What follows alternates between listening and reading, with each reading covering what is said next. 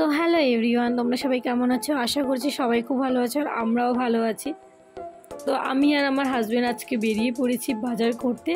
দেখতেই পাচ্ছ রাত্রি, এখন কিন্তু প্রায় 10টার মতন বাজে। আর আমাদের এখানে ওয়েদার এতটাই খারাপ যে একবার বৃষ্টি হচ্ছে একবার হচ্ছে না, তো সেগুলো আমরা বুঝতে পারছিলাম না যে কখন বেরোবো। তারপরেও আমরা বেরোলাম রাত্রি 10টার সময়।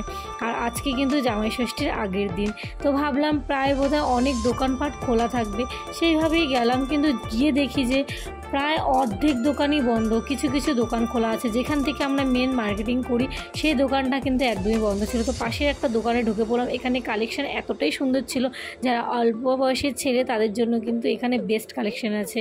তো আমরা এখানে যেহেতু সেরকম কোনো কিছু পেলাম না, তো টাইম ওয়েস্ট না করে আমরা চলে গেলাম বিশাল মেঘা মার্কেটে। তো সেখানে গিয়ে তো অবশ্যই কিছু না কিছু পছন্দ হবেই, কারণ এত পরিমাণে কালেকশন এখানে রেডি থাকে সবার জন্য। তো দুজনে মিলেই চলে গেলাম বিশালে।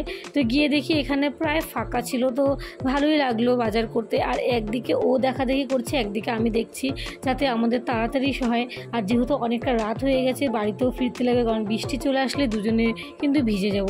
সেই ভেবে আমরা তাড়াহুড়ো করে এখানে কিন্তু বাজার করা শুরু করে দিলাম। তো দুজনেই দেখাদেখি করছি। আমাদের না সত্যি কথা বলতে কালেকশন না খুব একটা পছন্দ হচ্ছিল না। আমরা যে ধরনের শার্ট চাচ্ছিলাম সে ধরনের আমরা খুঁজে পাচ্ছিলাম না। তো এখানে না অনেকটা সময় খোঁজাখুঁজির পর আমরা একটা শার্ট পেয়ে গেছি, তো সেই শার্টটাই আমি নিয়ে নিলাম। তো তারপরে ভাবলাম যে ওর জন্য কিছু কালেকশন দেখাই যেতে পারে, যেহেতু এত দিন বাদে আমরা দুজনে একসাথে মার্কেটে এসেছি। কারণ সময়ের অভাবে না দুজনের আসা হয় না, আর অকেশন ছাড়া তো বিশেষ করে আমাদের মতন মধ্যবিত্তদের কেনাকাটিও করা সম্ভব নয়। তো সেই কারণে তো ভাবলাম যেহেতু এসেছি ওর জন্য তাহলে একটা শার্ট নিই। কিন্তু সত্যি কথা বলতে মানে বিশালে এখন কালেকশন একদমই ভালো ছিল না। জানি না অন্যদের ভালো লাগতেই পারে, আমার একদমই ভালো লাগেনি। তো না নিয়ে আমরা সময় নষ্ট না করে আমরা এখানে লাইনে দাঁড়িয়ে পড়েছি। কারণ হলো কাউন্টারগুলোও ভালোই ভিড় ছিল।